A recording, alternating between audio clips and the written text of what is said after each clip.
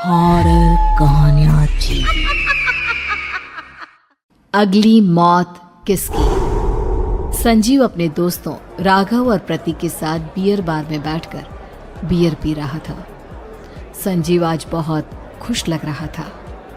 अरे यार, आज की पार्टी में तो मजा आ गया। तुम दोनों दोस्तों के साथ तो मेरी जिंदगी इतनी अच्छी है कि क्या बताऊं कितनी अच्छी है। अरे भाई, अब दोस्ती की है तो जीना मरना सब साथ में। हाँ अरे अरे यार सुनो, जल्दी से एक बियर और ऑर्डर करते हैं ना, एक आखिरी, और उसके बाद ये जश्न यहीं खत्म हो जाएगा। अरे हाँ हाँ, क्यों नहीं। वेटर, जल्दी से 2 बियर की बोतल लेकर आओ। आज मेरे दोस्तों को जश्न मनाना है, क्यों? इतने में वहां पर एक बहुत सुंदर लड़की छोटे छोटे कपड़े पहनकर हाथ में बियर की बोतल लेकर उसके पास आती है। ये लीजिए, आपने बियर ऑर्डर की थी ना, मैं लेकर आ गई। क्या बात है यार, इस बार की वेटर तो बड़ी सुंदर है। अब बियर लेकर आई हो तो अपने हाथों से ही पिला दो ना। हाँ हाँ, क्यों नहीं, जैसा आप बोलोगे मैं वैसा ही करूँगी। क्या बात है यार, अब तो लगता है रोज यहीं आना पड़ेगा। उसके बाद वो लड़की उन तीनों को बियर सर्व कर देती है। पार्टी करने के बाद वो तीनों अपने अपने घर जाते हैं। प्रतीक संजीव और राघव को उनके घर छोड़कर जैसे ही अकेला अपनी कार में आकर बैठता है तो अचानक उसे एहसास होता है जैसे उसकी कार की पीछे वाली सीट पर कोई बैठा हुआ है। वो तुरंत पीछे मुड़कर देखता है। तुम यहाँ क्या कर रही हो? और तुम मेरी कार में कब आई? अरे तुम तो बार में वेटर थी ना। बस ऐसे ही मेरा दिल कर रहा था आपके साथ आपके घर चलने का, इसलिए मैं आपके साथ चली आई। अरे लेकिन तुम मेरी कार में आई कब? अभी कुछ देर पहले तो यहाँ पर मेरे दोस्त बैठे हुए थे। प्रतीक के इतना बोलते ही उस लड़के का चेहरा खतरनाक तरीके से बदल जाता है। उसकी आंखें पत्थर की तरह सफेद और पूरे शरीर पर नीली नीली नसें उभर आती है। गाड़ी चलाओ, पूरी स्पीड में चलाओ, और अगर तुमने गाड़ी रोकने की कोशिश भी की तो मुझसे बुरा कोई नहीं होगा। डर की वजह से प्रतीक के पसीने छूटने लगते हैं। उसका शरीर बुरी तरह से कांप रहा था। प्रतीक बिना कुछ सोचे समझे कार को फुल स्पीड से चलाना शुरू करता है।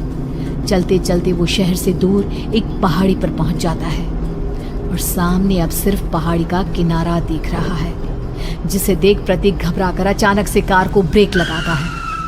देखो देखो देखो देखो, मुझे छोड़ दो मुझे। अगर मैंने गाड़ी जरा सी भी आगे बढ़ाई तो हम दोनों नीचे गिरकर मर जाएंगे। ये तो तुम्हें पहले सोचना चाहिए था ना। अब कुछ नहीं हो सकता।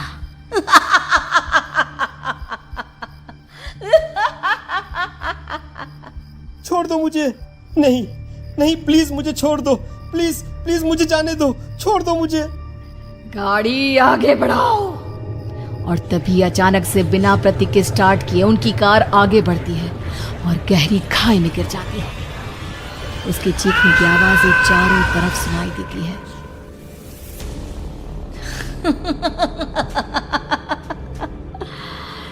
तुझे मारकर मेरे कलेजे में जल रही आग को थोड़ी शांति तो मिल गई, लेकिन अभी ये कहानी खत्म नहीं हुई। और फिर अगले दिन राघव और संजीव को पता चलता है कि प्रतीक की पहाड़ी से नीचे गिरकर मौत हो गई। अरे कल रात की तो बात है यार, हम सब बैठकर पार्टी कर रहे थे, लेकिन मेरी एक बात समझ में नहीं आ रही। राघव शहर से इतना बाहर उस पहाड़ी पर इतनी रात को क्या करने गया था? अरे यार, वही सोचकर तो मैं भी परेशान हूँ। हम दोनों को छोड़ने के बाद तो वो सीधा अपने घर जाने वाला था, और वो आत्महत्या क्यों करेगा भाई? कल रात तक वो कितना खुश था, हमारे साथ सेलिब्रेट कर रहा था। हाँ, लेकिन पुलिस ने तो यही कहा है कि प्रतीक ने अपनी कार को जानबूझकर पहाड़ी से नीचे गिरा दिया और आत्महत्या कर ली। अरे यार, संजीव मेरी तो कुछ भी समझ में नहीं आ रहा है। चल ठीक है, अब मैं अपने घर जाता हूँ। Okay bye. राघव अपने घर में अकेला था। दोपहर का वक्त था। तभी दरवाजे की घंटी बजी। कौन है? अरे 1 मिनट रुको, अभी आता हूँ।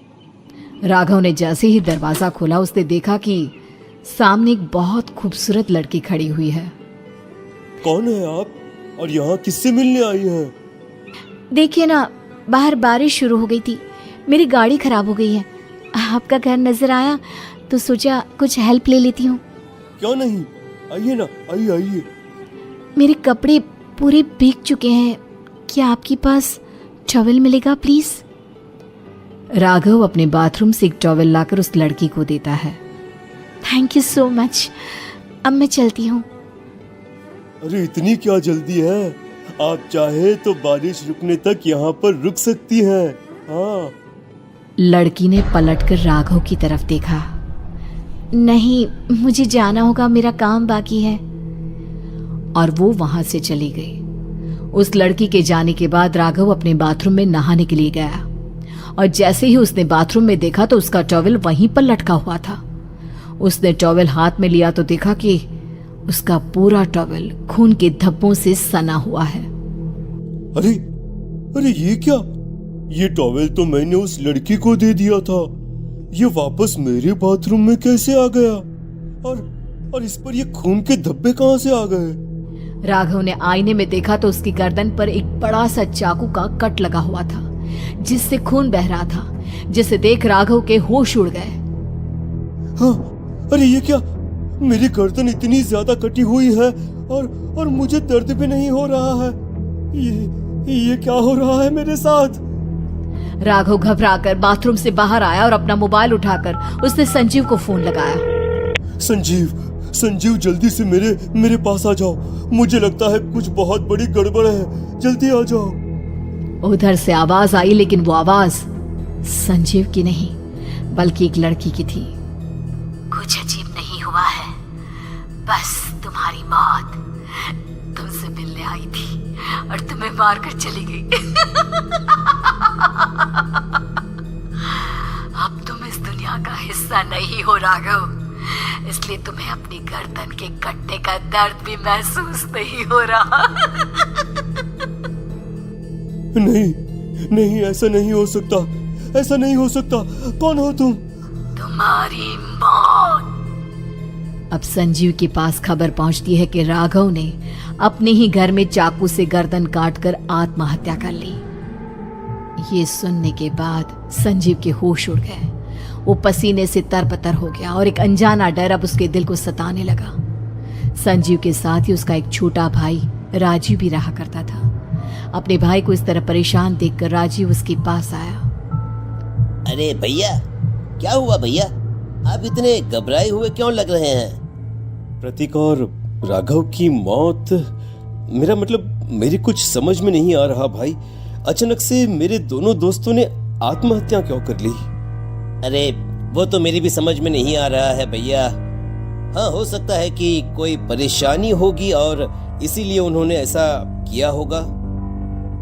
हाँ, लेकिन दोनों की जिंदगी में एक साथ परेशानी और दोनों का इतनी खतरनाक तरीके से आत्महत्या